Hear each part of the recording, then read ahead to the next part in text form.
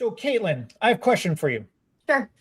because you probably don't run into this because you're pretty and you're good at what you do. But like, Can't wait to hear this one.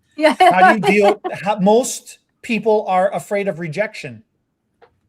Rejection You from the never get client rejected, so you don't or know this concept. You know, well, where's the rejection coming from first? Right. Is it coming from the client? Is it coming from a stylist that's in a the chair? stylist asking a client.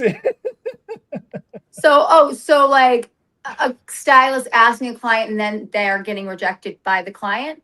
So a stylist never the one of the bigger problems we see is that stylists never ask their clients if they're interested in hair extensions or even bring up the conversation because they're already predetermined in their mind that they're going to get rejected and they're terrified of hearing a no and creating awkwardness. Well, I've seen that in my own salon with certain staff members, and we've had to go over it where, the confidence is, built over time, but you need to build it you need to build the confidence because you can't sell something if you don't try. Mm.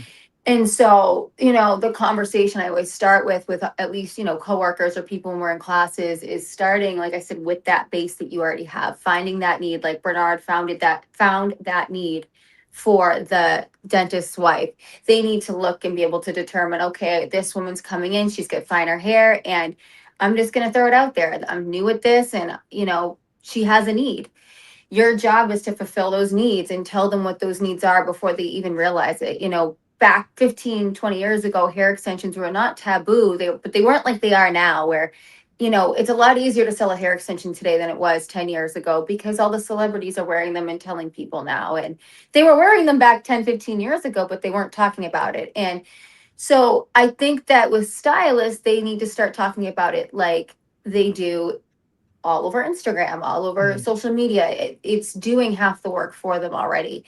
But giving or preparing a stylist for rejection, I think they got to get rejected a couple times in order to figure out how to bounce back from it and how to phrase things better. Yeah. When I first started, I was a lot more shy, we'll call it, in the beginning. And I was kind of predetermining who I thought needed the extensions versus who didn't, or who couldn't necessarily maybe pay for them, or whatever the pre-notion was that I had.